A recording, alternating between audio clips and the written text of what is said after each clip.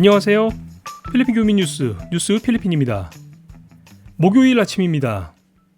매일매일 그날의 뉴스를 정리하면서 저도 참 필리핀에 대해서 많은 공부를 하고 있는데요.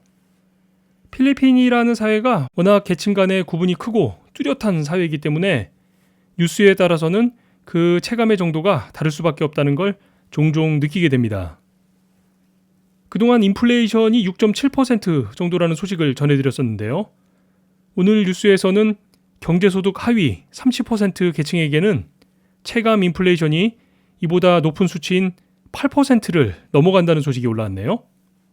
생각해보면 그럴 수 있을 것 같습니다. 입장의 차이는 있겠지만 우리가 함께 살펴봐야 할 오늘의 필리핀 뉴스에는 또 어떤 것들이 올라와 있을지 오늘의 뉴스 필리핀 시작하겠습니다.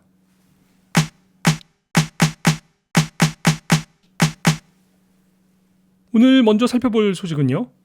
요즘 한국에서는 한창 국정감사 시즌이죠. 이 국감 내용 중에서 눈여겨볼 대목이 있어서 오늘 이 소식 먼저 살펴보겠습니다.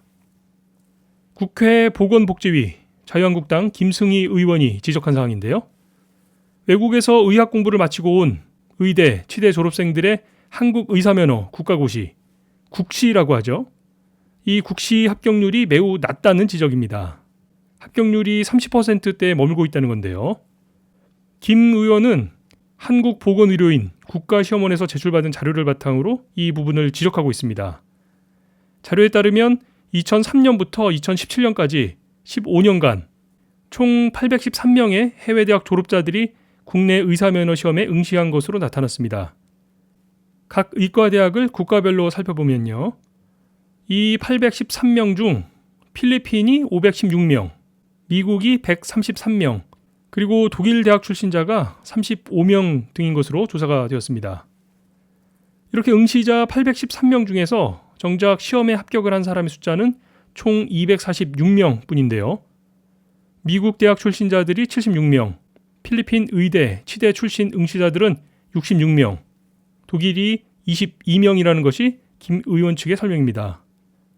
국감에서 지적이 된 사항은 해외 대학에서 공부하고 온 학생들의 경우 그 응시 기준이 명확히 공개되지 않고 있어서 응시자들에게 혼란을 줄 수 있다는 내용인데요. 아주 중요한 지적이죠. 해외에서 어렵게 의학 공부를 마치고 정작 한국에서 의사 면허를 취득하려고 할 때 응시 자격에 문제가 있다고 한다면 이것만큼 황당한 사항은 없을 테니까요.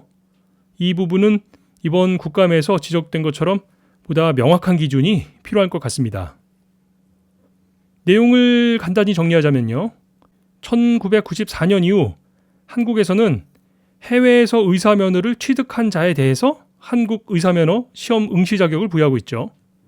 그러니까 일단 외국에서 공부한 학생들은 그 나라에서 의사면허를 먼저 취득해야 한다는 겁니다. 여기서 필리핀이 다른 나라와 좀 차이가 생기는데요. 필리핀은 기본적으로 외국인에게 필리핀의 전문직 라이센스 취득을 허가하지 않고 있죠. 의사뿐만 아니라 변호사나 회계사 등의 전문직은 필리핀에서는 외국인이 자격증을 취득할 수 없는 직종들입니다. 따라서 외국인인 한국 학생들이 필리핀 의대나 치대, 약대 등을 졸업한다고 해서 해당 면허를 취득할 수 없는 것이고, 그러다 보니까 한국에서도 역시 현지 면허가 없으니까 한국 면허 시험에 응시 자격이 되지 않는다는 상황입니다. 이미 많은 분들이 이미 알고 계신 사항인데요. 이게 1994년을 기점으로 해서 그 이전과 그 후의 제도에 차이가 있어서 혹시 이 전 기준으로 알고 계신 분들이 계실지 몰라서요. 잠깐 추가 설명을 드렸습니다. 그런데 어제 국감 자료에서 발표된 자료들을 읽다 보니까요. 저도 한 가지 의문이 생기게 되는데요. 앞서 자료에서 필리핀 대학 출신의 시험 응시자가 516명이라고 되어 있는데 이건 어떻게 된 걸까요? 필리핀으로 귀화를 해서 필리핀 국적을 취득한 상태로 면허를 받지 않는 이상 불가능한 것이 원칙인데 참 알 수 없는 일이네요. 하루빨리 더 명확한 기준이 필요할 것 같습니다.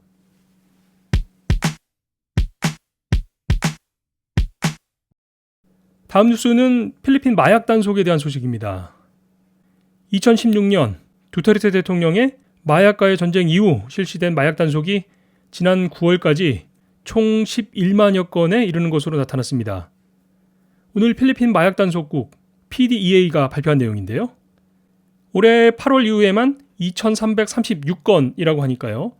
석 달이 채 안 되는 기간 동안 이 정도의 단속이 이루어졌다고 하면 하루 평균 대략 27건 내외의 마약 퇴치 작전이 이루어지고 있다는 얘기가 됩니다. 엄청난 숫자죠.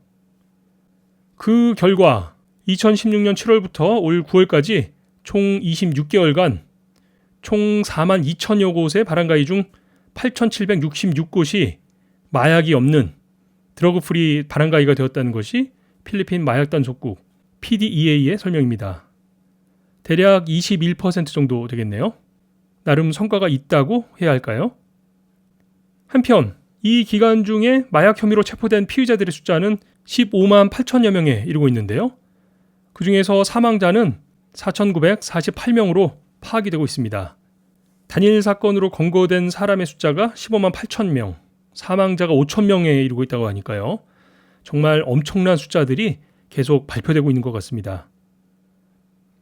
PDEA에서는 지금까지의 마약 단속으로 총 얼마치의 마약을 압수했다고 그 실적을 발표하고 있습니다만 어차피 압수된 마약이라는 것이 다시 유통이 될 것도 아니고 그 값어치를 정리해서 발표한다는 것도 성과를 나타내기 위한 조치일 뿐이니까요. 그것도 별로 중요한 내용은 아닌 것 같습니다. 재미있는 부분은요. 필리핀 경찰이 최근 마약의 시중 가격이 내렸다는 발표를 했는데요. 마약 단속이 심해지면서 마약의 소비가 크게 줄었다는 것을 말하고 싶었던 거였겠지만 이게 얼마어치였는지, 시중 가격이 얼마인지 뭐 그런 내용들이 이번 마약과의 전쟁에서 치러지고 있는 필리핀 사회의 혹독한 대가들보다 더 앞서 전해지고 있다는 점에서는 한편으로는 참 안타까운 생각이 들게 됩니다. 그냥 방치할 수도, 그렇다고 더 적극적으로 단속을 하기에도 어려운 이 필리핀의 현실이 하루속히 안정을 찾아가게 되기를 바라겠습니다.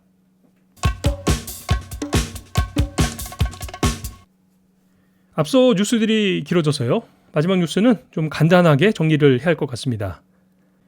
어제 필리핀의 주요 SNS 채널들을 통해서 계속 전해졌던 내용입니다. 필리핀 경찰이 경찰 순찰 오토바이를 이용해서 개인적으로 에스코트를 한 사실이 밝혀져서 징계를 받았다는 소식입니다. 이 경찰이 징계를 받았다는 소식이 필리피노들뿐만 아니라 한국 교민들에게도 전해지게 된 이유는요. 바로 그 에스코트를 받은 분들, 그분들이 한국인들이었기 때문인데요. 그러니까 한국인이 탑승하고 있던 차량이 필리핀 경찰 사이드카를 앞세우고 도로에서 운행을 했던 거죠. 이 사실은 한 택시 운전사의 블랙박스 영상에 찍혀서 세상에 알려지게 됐습니다. 이 영상을 보면요. 뒤쪽에서 순찰 오토바이의 경적이 들립니다. 그래서 이 택시 운전사가 경찰에게 길을 비켜주려고 차량을 오른쪽으로 붙이죠. 그런데 그 경찰 오토바이가 이 택시를 지나치면서 운전석 쪽 사이드미러에 접촉사고를 내게 됩니다. 그리고 나서 그냥 우측의 한 건물 입구로 들어가 버리는데요. 영상 속 택시 운전사가 차에서 내려서 항의를 해보지만 그게 받아들여지지 않습니다. 결국 이 영상을 자신의 SNS 계정에 올려서 억울한 사연을 공개해버린 겁니다. 결국 이 영상이 문제가 되자 필리핀 경찰청이 이 프라이빗 에스코트를 한 경찰들을 조사하기 시작한 건데요. 어제 불법 프라이빗 에스코트를 한 두 경찰관에게 2개월의 감봉 조치가 내려졌다는 뉴스가 올라왔습니다. 예전에는 종종 이런 분들이 계셨죠? 내가 경찰 누구를 좀 안다고 하면서 공항에서 내리면 경찰 사이드카를 동원해서 이동하셨던 분들이 계셨었는데요. 그때도 그랬지만 프라이빗 에스코트, 이게 경찰 규정상 불법입니다. 참고하시기 바라겠습니다.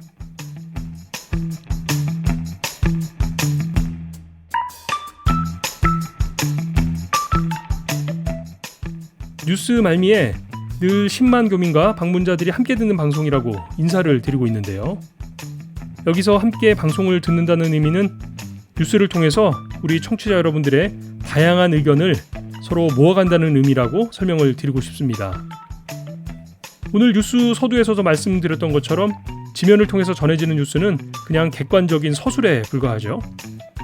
이런 각각의 이야기들이 방송을 함께 들으시는 여러분들 각자에게는 어떤 의미가 될지, 각자의 입장에 따라서 같은 뉴스도 전혀 다른 의미가 될 수 있으니까요. 필리핀에서 생활하시는 우리 교민들이 이런 뉴스에 어떤 생각과 어떤 의견들이 있으신지를 모아가는 것이 바로 필리핀 교민 뉴스, 뉴스 필리핀의 역할이고 목적이 아닐까 싶습니다. 필리핀에서 일어나고 있는 다양한 일들에 대해서 우리 교민들의 다양한 의견을 담아가는 것은 사실 무척 중요한 일이니까요. 방송 들으시고 함께 각자 입장에서 서로의 이야기를 전하고 공유해 나갈 수 있었으면 하는 바람입니다. 오늘 방송은 여기까지 하겠습니다. 10만 교민, 150만 방문자들이 함께 듣고 그 생각을 나누는 필리핀 교민 뉴스, 뉴스 필리핀의 목요일 소식은 여기까지입니다. 내일 뵙겠습니다. 고맙습니다.